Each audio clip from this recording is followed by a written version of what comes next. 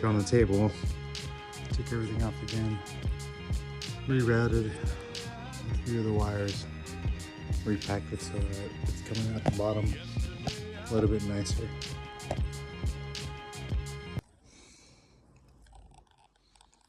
Still kind of a rat's nest, but it's better than the way it looked before. Alright, so check this out.